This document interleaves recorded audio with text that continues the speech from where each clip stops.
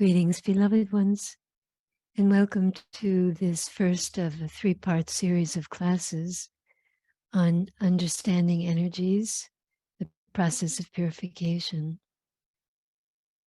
I want to say to you before I start that what you'll hear me speak about is not written anyplace. It hasn't come from any place.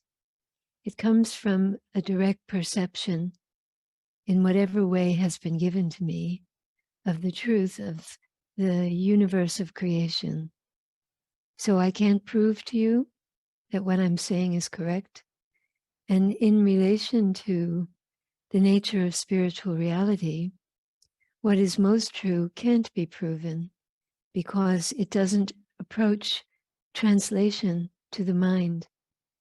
It's not available to the mind. It's only available to that part of us that knows something beyond the mind, that knows something just because it knows. I know because I know. So when you hear me speak about the origin of the universe and of energies, which I'll talk about tonight, you can hear it as a pleasant story or an interesting story, or you can hear it as the truth of creation, or both. You can hear it as both, part story and part truth. And you'll process it in your own way. My intention, beloveds, is to speak with you tonight about the foundational aspect of understanding energy, which is to say, what is energy? How and why did it get created? And what is it doing in our space-time reality? Next week, what I intend to speak about are principles of purification, the principle of containment, the principle of disidentifying from energy, the principle of surrender, principle of alignment. Those principles are the factors, the structure, or the ways in which purification takes place. I'll speak a little bit about that tonight, and especially if you ask me questions about it. But mostly I want you to understand what is energy, where did it come from, and why are we dealing with it if we're talking about darkness? Mostly people don't ask, why are we dealing with it if we're talking about something that creates a feeling of goodness or happiness or expansion. Then we say, that's good, let's have more of that. But we're talking about the energies of creation that we generally speaking refer to as light and darkness. And so tonight, my desire is to convey to you what I hold to be true about the creation of these energies and their purpose, and why and how they become infused in human life. So the second week will be about the principles of purification, and the third week will be about the application of those principles, more about the more subtle difficulties that exist on the internal levels of mind, emotions, body, in dealing with energies that are problematic. So the third week will be more of, let's say, a sharing of personal experience, the experience I have acquired talking with people about this over many, many years, and you will have a chance to talk about that too. The mind of God is the intelligent aspect of that which we call the divine, that carries intention, knowledge, wisdom, and purpose. The mind of God is infinite, eternal, and contains all knowledge within itself. It doesn't correspond to the human mind, which is limited. We can't really think about infinite mind, but infinite mind is infinite. And even saying that, it's hard to know what that is. But out of this infinite mind of God that contains all things within itself comes something that we call purpose or intelligence, which operates as an energy arrow, an energy that's a motivation to create. And from the beginning of time, those who are seekers of truth have meditated on why did creation take place and how did it take place, but mostly why. And this is, generally speaking, unfathomable, but different spiritual perspectives give different words to this.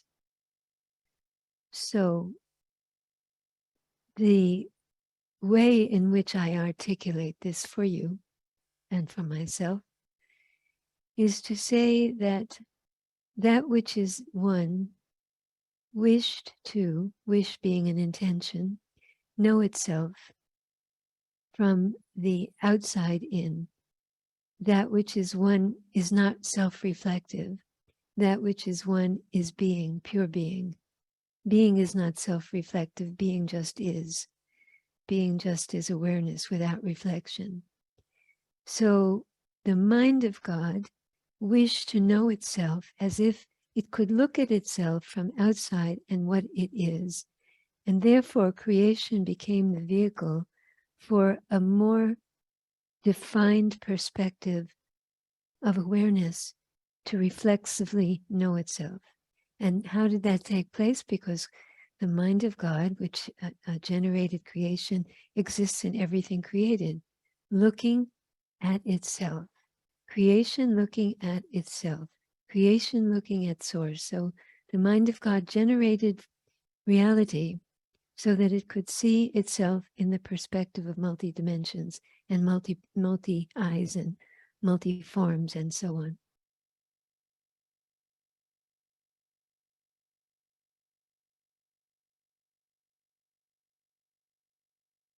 Do we know that this is true? Well, you ask yourself that question because I said my disclaimer, this is not something that you can prove. This is something that has to feel real to you. And you can, and how does it feel real to you? It would feel real to you if you can accept that you are God looking at God. You are the eyes or the lens or the form looking at the formless. You are the extension of that which looks at itself. And that's how I hold reality.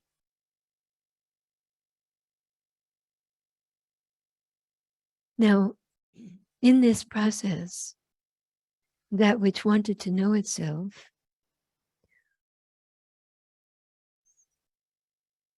determined to create beings on multiple levels of alignment with the original unity.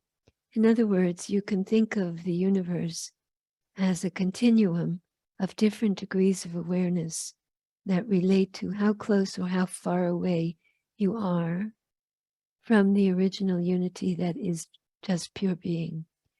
The universe is full of different levels or layers of beings, spaces, dimensions that are at various distances from the source, from the unifying source.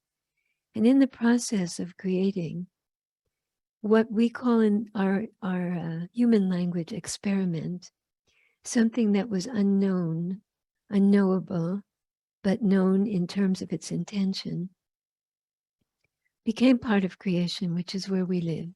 We live in the sphere of duality. Duality is not all of the universe.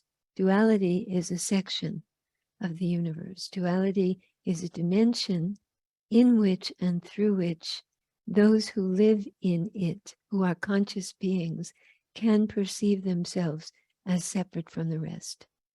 Not every being and not every dimension and not every consciousness is in a state of duality. The universe is full of all kinds of variations of degrees of unity and degrees of duality. And we are at the end of the continuum of duality with the most freedom to choose that which we want to believe. We have the most freedom. So you could say on the plus side, we can choose anything that we want. And on the minus side, we can get into trouble that way. So it's twofold. freedom and trouble. So the experiment of duality was given to a group of planets, of which the Earth is one, but there are also others, to become the habitat for consciousness which would claim this freedom to choose. You could think of it this way, that you know yourself, have known yourself at whatever age you are, to be an individual. How well do you know yourself? Well, that depends on how you've lived. Are you glad that you are an individual? Maybe you are, maybe you're not. I know that over the years, some people have complained about the nature of creation, feeling that they would have done a better job. And not everybody feels happy to be an individual. But this is where we are. We were part of the experiment of duality to see what the experience of reality would be when consciousness could choose to separate itself from the divine unity that was the source.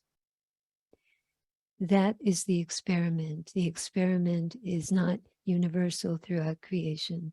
It exists in certain areas of the universe.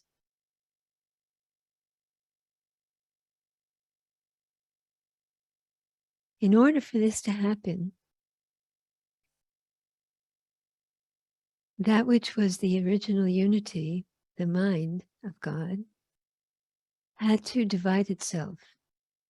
And so here's a picture, if you think of the mind of God as a circle, which it's not, because the circle has a boundary and the mind of God has no boundary, but we have no way of talking about it except to use things that aren't quite true. So if you think of the mind of God as a circle or a pie, and you take out a slice of the pie, and you say, that slice that I'm taking out is light. You can have a big slice. Big slice I'm taking out is light. Now, what are we going to call the rest of the pie that's left? The rest of the pie didn't have a name, but it's that which is not light. Because if the section we're talking about is taken out, and the mind of God is a circle, then everything that's not that section is not light, or it's not what we took out. That's how creation takes place. That there are pairs of opposites that are part of the pie, the circle. As soon as you define one thing, which is that little section we took out, then you have the rest, which is not that. And that's how light and darkness got created. As soon as light came into being, darkness came into being. Because to define something is to say this is a this, and everything that's not this is something else. So light, the energy we call light, is that creative force which has different names, which was the instrument through which, through the divine intention, to create dimensions, to create forms, to create consciousness. Light, by whatever name we call it, is the active force that generates creativity into form as an energy. What is the rest? The rest is that which is not light. Now, I didn't mean to say that light is only a small section of the pie. I just wanted to give you an example that of how pairs of opposites come into being. If you take something out of a circle, then what's left is not that. You have two parts. So in order to create duality, which was the experiment, darkness had to come into being as that which is not light. Darkness is in the conception of the divine, is a positive aspect of creation, which allows for consciousness in duality to make a choice about which way it will go. If there weren't that which is not light, then everything would immediately resolve back into the original unity. It would just never have left it. Everything would have stayed that way. But that would have prevented one of the goals of creation, which is individual freedom. So in order for individuality to take place, darkness had to come into being to create individuality and the freedom of choice. So at the level that I'm talking to you about it, what we call darkness is not a bad thing. It's a necessary thing. It's a necessary thing as an energy to create individuality and the capacity that beings would have to become fully independent within themselves, to choose whatever they would want to, for better or worse.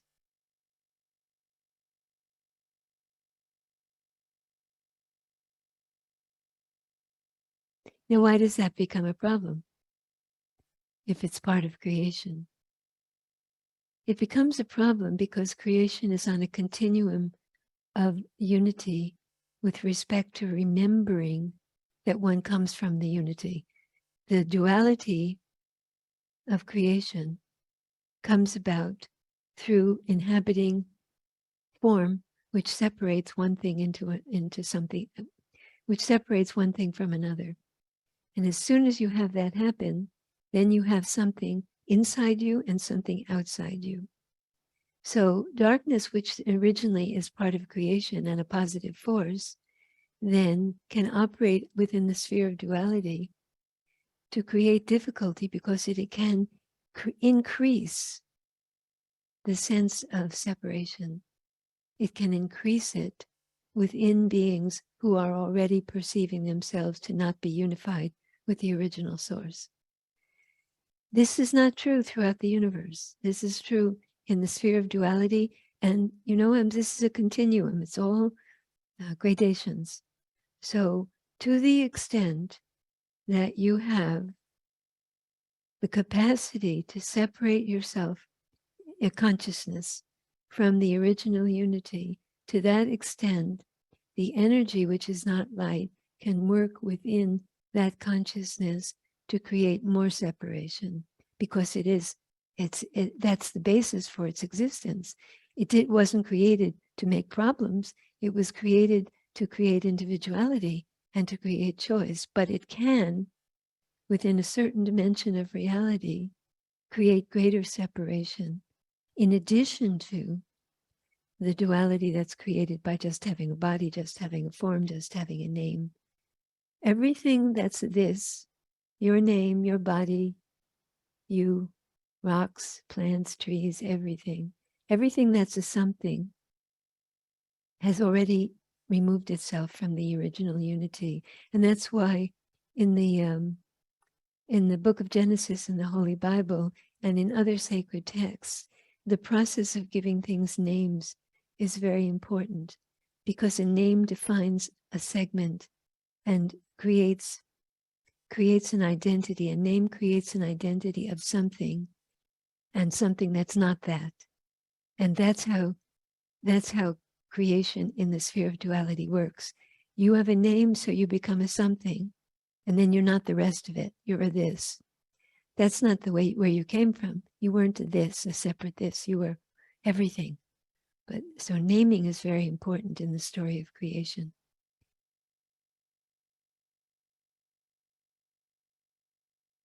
So within the sphere of duality, where we live in separate bodies and have separate names and don't remember where we came from, it can happen that those forces, which I'm now calling energies of darkness or energies of separation, when we use the word energy of separation, what is separation? Separation is that which removes you from the awareness that you are the unity. That's what separation initially is. Anything that removes you from knowing that you are the unity of everything. You are that. You are that. And it doesn't look like you are that, but that's what you are. So these energies have more of an influence on the sphere of duality because we are already separate in our separate forms and feeling very distinct. I'm in here and you're in there, and you know, we're all in something.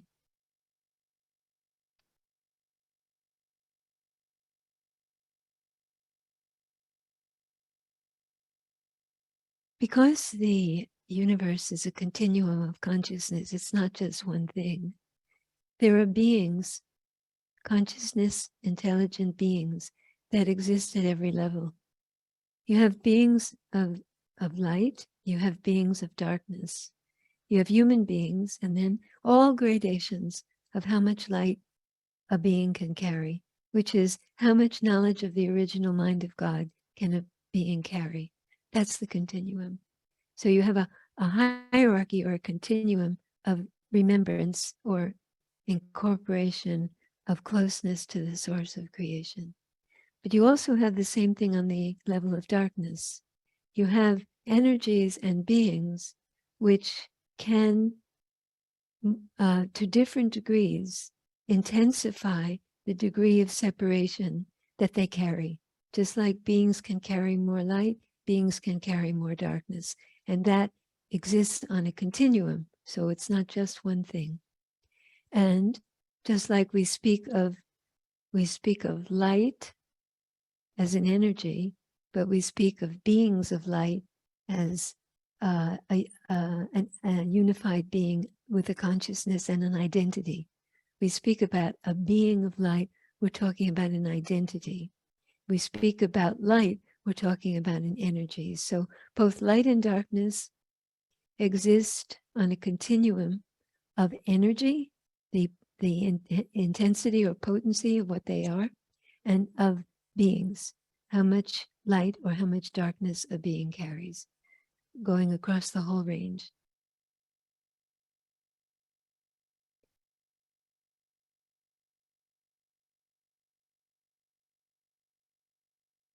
Throughout history, this planet has been influenced by dimensions of light that are not known to most people. Beings of light have visited this planet from the very beginning, because evolution is not uniform throughout the universe. This planet is evolving in its own stream, and there are other areas of the universe that are much more developed in their evolution. So many beings of light came here to help, and also just to see how the world was proceeding. Beings of darkness have also been present, but unknown. And the reason that they're unknown is because, well, it's several reasons why they're unknown.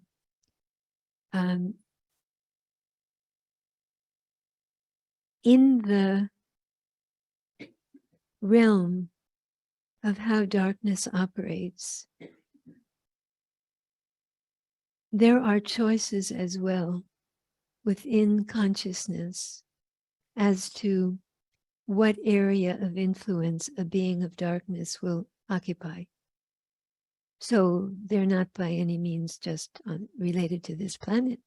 They exist in various places throughout the universe. But in relation to this planet and the sphere of duality, much has been hidden. Much has been hidden, partly because the human consciousness doesn't want to know about energies that are not visible. There's a fear of knowing, And that's understandable, because without anchoring in the unity consciousness or the original source, without anchoring in that place, without knowing that you belong to that light, then you're more vulnerable to separation, to the energy of separation. So it's understandable that over history that people would not have wanted to know about darkness, because the means weren't there, mostly, and some they were, to know how to stand in relation to it. But that didn't mean that energies and beings weren't present. They were present. They were just hidden.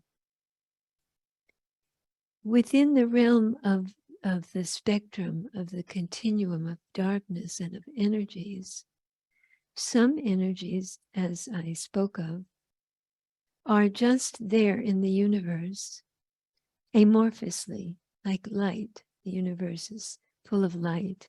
You could say darkness is just there as an energy. It's not doing anything. It's just there as part of creation. But along the more intense forms of concentration of that energy, the desire to become an instrument of separation grows in strength. So the intentionality to become an instrument of separation can coalesce in a being who then has an identity, who then would seek to create separation intentionally in areas of consciousness where it doesn't exist.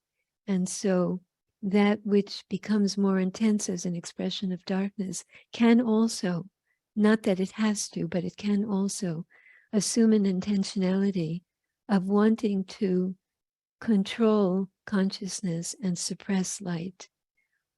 It is an energy of separation. It starts out as an energy that's not light. It starts out as an energy that's to create freedom, but it can become from that an energy that seeks to create more separation through control of consciousness. And it does this by remaining hidden even while it influences awareness. And especially within the realm of duality, it has more influence because in the realm of duality, human beings are less attached to, as I said, the knowledge of where they came from. If you talk about the angelic kingdom or higher realms, the darkness doesn't operate in these realms, or if so, only to a minimal degree, because there's no entry point. There's no entry point, so there's nothing to do. And the higher up you go in the continuum of light, there's less and less influence of darkness because there's no aspect of it to connect with. It doesn't connect with anything because everything is moving in the higher realms into a greater identification with the original unity. So here, beloveds, in this planet and in this world that we live in, these energies that are capable of creating separation from the original knowledge of unity and of truth and of where you came from and who you are and all of that, they operate the most strongly than any place else. Where there is the greatest duality, there is the greatest potential for energies of darkness to operate. And over a long period of time, long history, that capacity increases because then human beings already think that it's natural. It's natural to feel separate. You know, it's natural to think of yourself as alone. It's natural to think that the universe is a scary place to live in. So it builds on itself. And then those energies, which are energies of separation, have more of an influence because it's already like the foundation has been laid for that.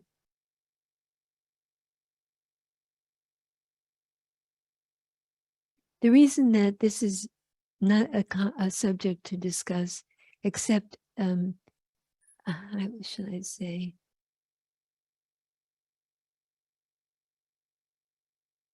iconography, I think that's the right word.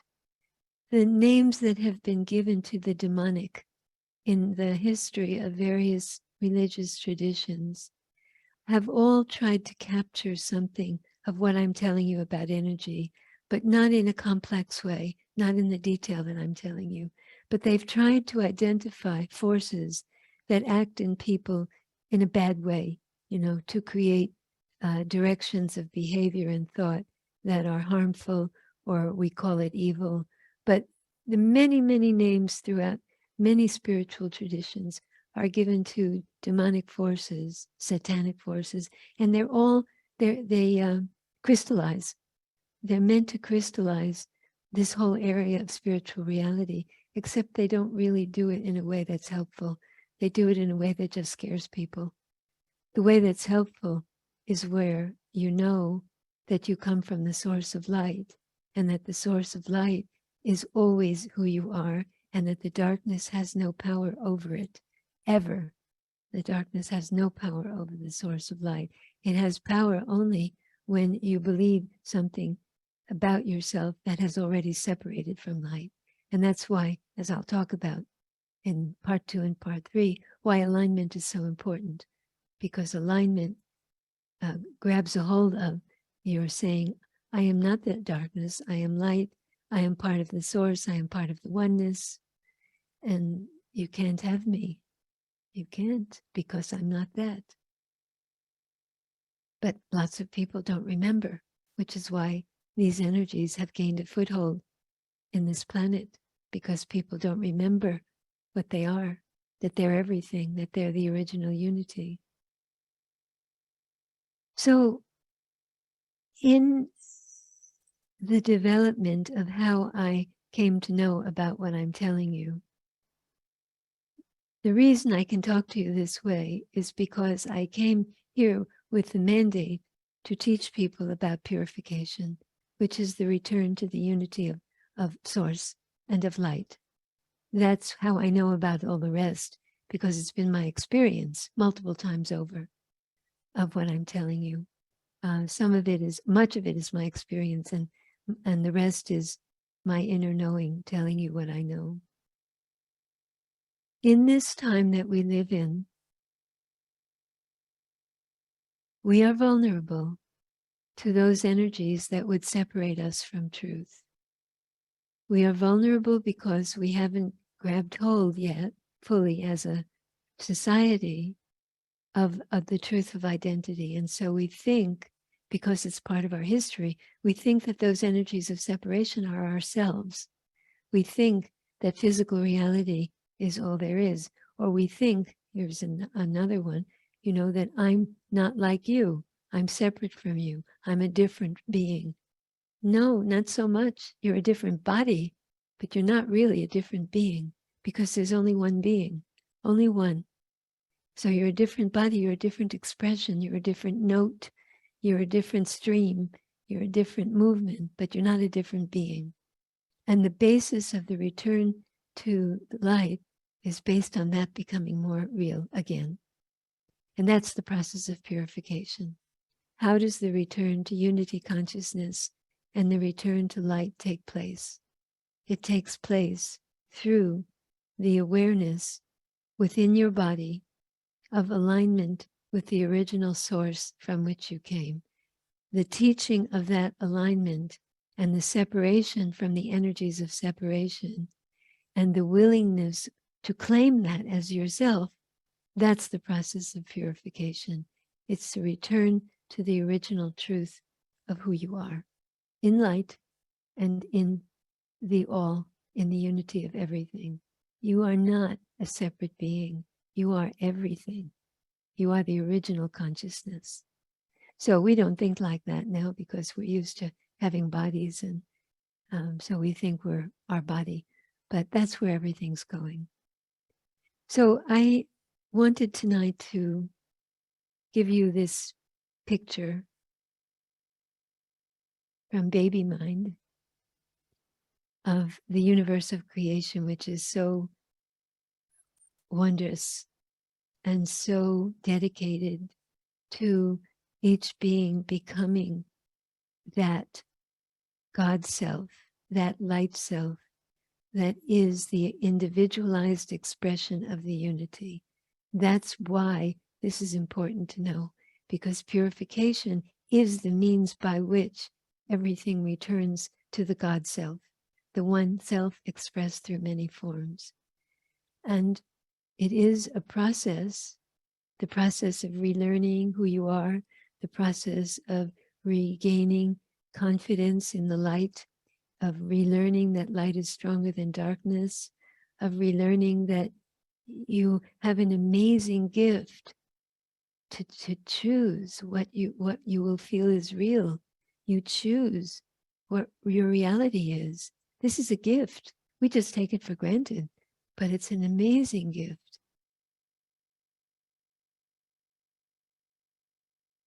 So this is cosmology, the origin of everything that I've just described to you, and the continuum of energies which relate to where we are on this planet, the sphere of duality.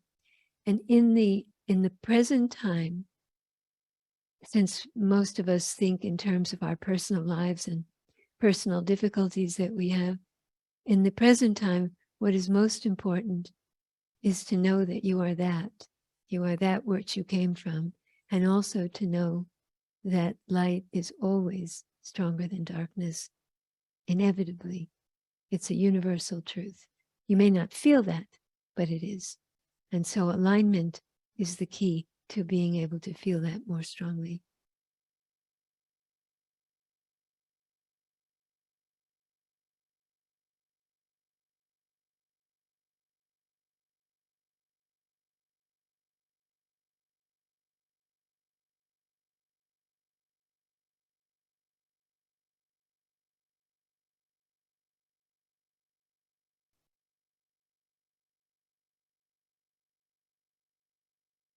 You know, in the Western traditions, and especially in Christianity, there is the expression, for God so loved the world, comes from the Bible, for God so loved the world. And you don't have to go to Christianity to feel this, but there's something that's really foundational to know this, that the divine mind of God wanted to share goodness, wanted to share goodness with all beings that would be part of the one. And that's an amazing thing to think about. For God so loved the world. It's a life-changing principle to know that intentionality to become multiplicity so that goodness could be given to everyone, that consciousness of Satchitananda could be given to everyone. That's the goodness of creation. And of course, not everybody feels it. In fact, most people feel all the things that are lacking and that are not good. But that's the intention of the universe, to manifest goodness through every life form, and for goodness to know itself as part of God. That seems like a good place to end this talk for tonight. Thank you, beloveds, for listening and for sharing. And we will have more of a conversation now about these things. And I invite you to come to the next 2 Fridays also, where we'll be talking on a different level than this one. This one is the introduction, the creation of the universe. Namaskar.